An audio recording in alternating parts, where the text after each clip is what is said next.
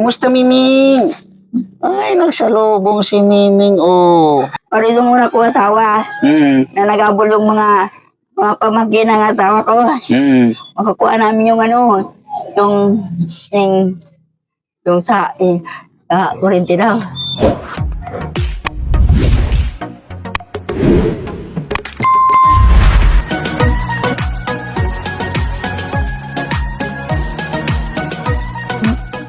Ngayon, wala kitang pagkain.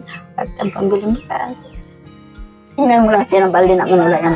Walang laman. Walang laman. Nag-usap lang kayo ni tatay na wala na naman kayong pangsaing. Tapos sabi ko, yan, hiniram niya kagabi. Alin? Yung kapote. Yung Kasi kapote. umuulan baga. Kasi dalang payog. Nanood sa Nardo. Yung TV namin, nagkakaroon yung sinasaksakan. Kasi pinapatay ko kaagad ako masira. Eh ngayon, okay na yung saksakan. Hindi. Ay, dapat pinatingnan ninyo. Paano ka makakapanood ng TV kung nag-ground? Gagawin yun. Kaya, bubuksan namin yan pagtanggol na. Ano yung tanggol? Ricardo, Pelikula? inyo, Yung palabas Drama. tanggol. Okay. Batang Quiapo. Okay. Yan ang, So, enjoy lang po kayo dito, ha? Ay, yan na, libang-libang man ako sa pag panayro dito pumupunta na, libang-libang ako kasi mayroong tao. Nawara yung yung lungkot. Huwag ka malungkot, nanay, kasi mahirap maluki, nanay. Anong dala? Mayroon akong dala-dalawang magsaba, sabi niya. Ay, salamat ulit. Kasi masawa niya, magpinsan kaming buo. Di niya, ang asawa niya, naulog sa doon sa aning dagat, sa aning naglawad. Buti hindi naman namatay. Hindi na nakita. Hindi na nakita? Hindi na nakita. Kailan pa? Hanggang ngayon, ilang taon na Marso 9 yun na naulog diyan sa laod. So ngayon balo siya? Oo. Ay, grabe, no? Kaya hindi nakita yung bangkay, kaya hindi na ko yung sa Sureko. Kasi Yung anong tawag nun? Yung insurance sa Sureko. tapos kailangan makita yung bangkay dagan yung Pagburol o yung pagkas ka naning birth certificate. para yung muna ko asawa na nagabol yung mga pamangkin ng asawa ko. Makakuha namin yung sa kurente daw. Gawin niya, sabi ko, sige na, walang problema. Di tinalong niya, yung pinsan ko baga sa suwe ko.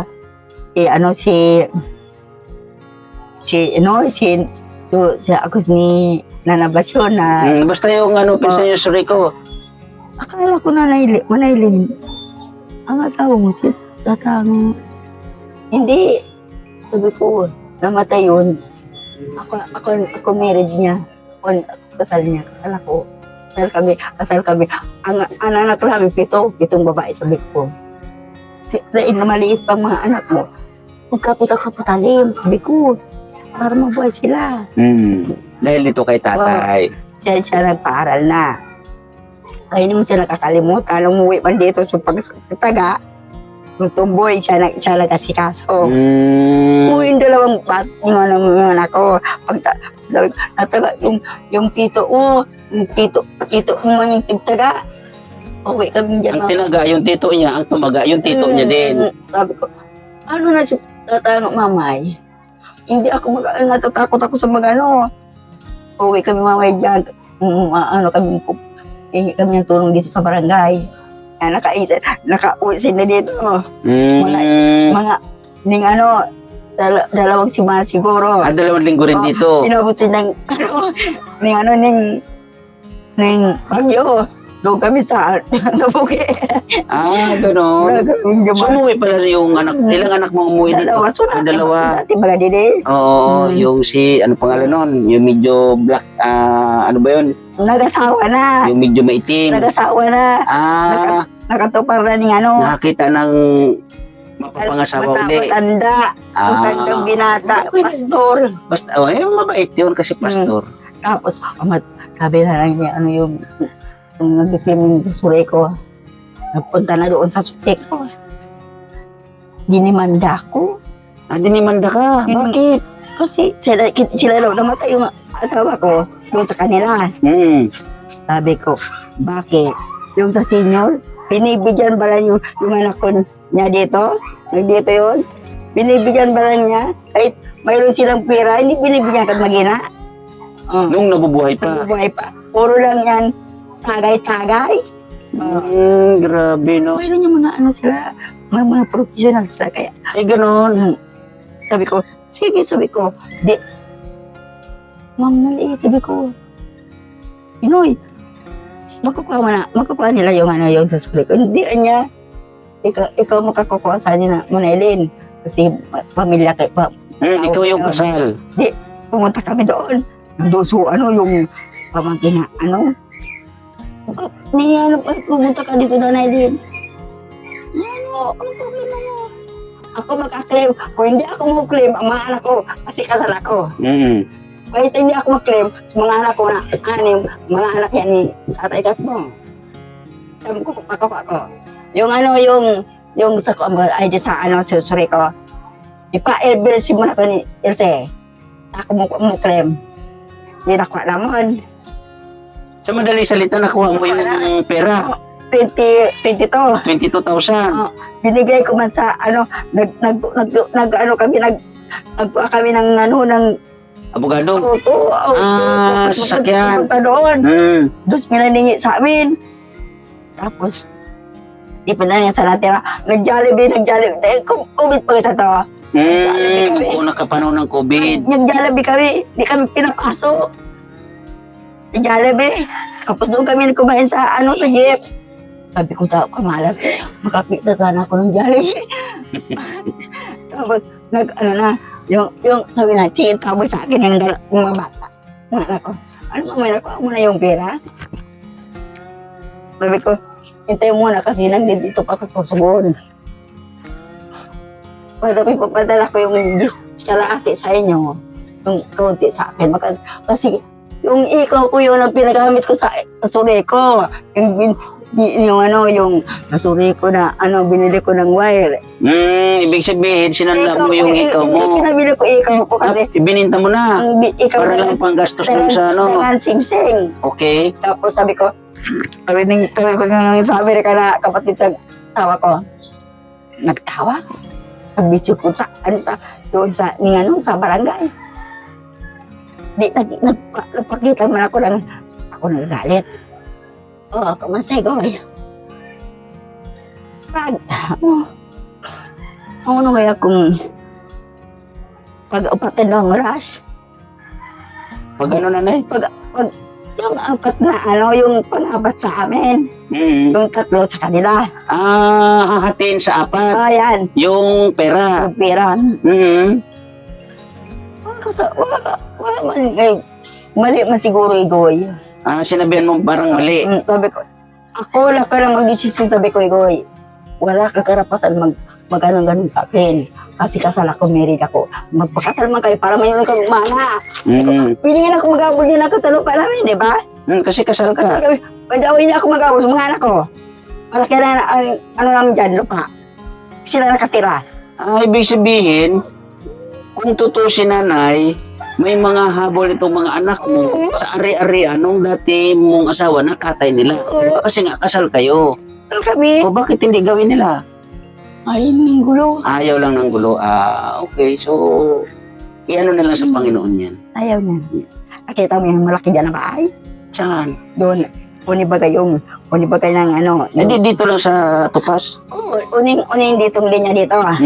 Mayroon dyan yung tindaan bagay na iyaw-iyaw. Oo. Yun, yung sa amin yun. Naku, kung talagang habulin pala ng mga anak mo, may habol pala sila. Habol kami. Yung marriage contract ninyo, nandiyan dyan. Yun. Sabi na, wag na sana magulo yan. Oo, magulo talaga. Kasi mga lalaki yung yung mga... Pero kung ihusgado talaga nanay, wala sila kami. magagawa. Sabi nga yung susulit, hindi ka mag-abol dito, sabi sa ito na pamangkin lang yung asawa ko. Kasi hindi ka naman tunay. ang tunay dito, yung pamilya niya, kahit ayaw kumuha, yung anak niya, umalis ka na, Ayun, napahiya tuloy sila. kaya sila. So, yun lang Nanay Helen ha. Yan, maraming salamat sa mga kwento ni Nanay Helen, mga kalingap, mga kabigan. Ang daming pinagdaanan ni Nanay Grabe Helen. talaga. Pero kung tutuusin, si Nanay Helen sana ay hindi pala maghihirap. Kasi nga, nakasal siya sa isang tao na kahit pa paano may kaya. Pero dahil sa ayaw nila ng gulo, lalong-lalo ng mga anak, ay hayaan na lang. Ibaling maghirap. Ito, si Pero Nanay kaya Helen. hindi ko man talaga totally gusto. Mm-mm. Hindi nga naman talaga ginawa niyang so, tantong paspasa. So, Bata pa ako. kahit gano'n Nanay Helen, pero ang ano doon kasi kasal kayo. Bata pa ako. Wala na yung issue na kung ano-ano dyan. Basta ang importante, kasal kayo. Kung tutusin, may habol ka talaga. Diba? Nga.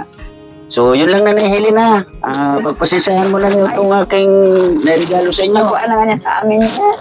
Mga ilang araw to sa inyo, Nanay. Ang tagal naman. Grabe. So, tatay, grabe. Nano na ni tatay yung isda, di ba?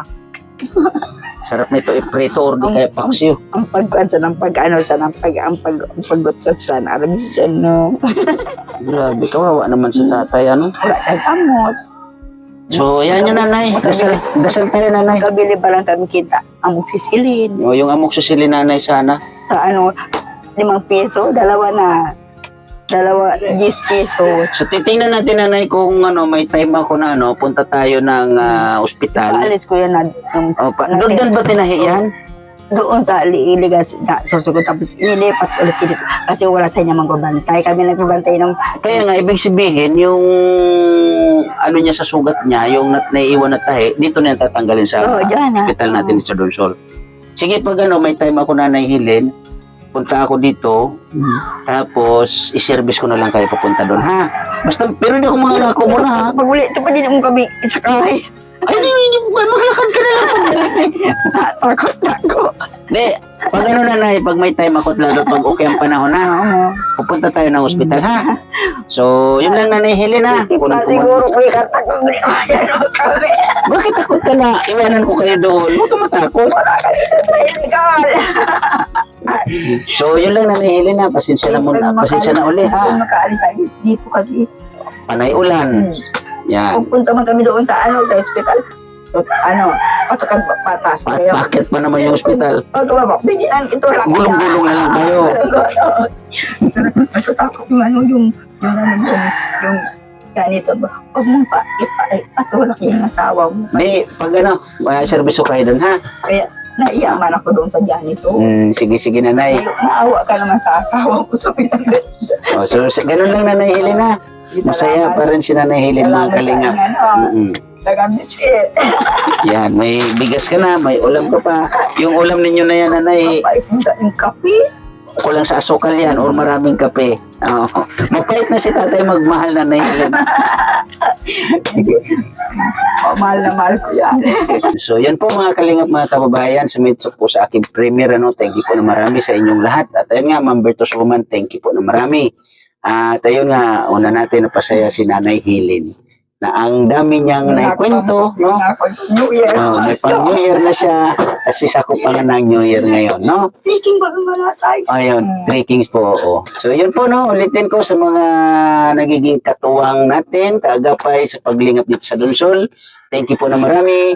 Siyempre, Ma'am Bertos Woman, Ate Diorulan, Miss Kisnel Channel, Ate Lauren Berakit, Ate Irene DB, thank you po sa inyo. At siyempre, Ma'am Ermagalo Mix Vlog, thank you po na marami sa inyo. At siyempre sa Team Kalingap, no, sa pangungunan ni Kuya Bal Santos Matubang, at Edna Vlogs and Kalingap Rab. Uli, sumit sa aking premiere, thank you na marami, and God bless po sa lahat. Bye-bye. Ingat po tayo parati.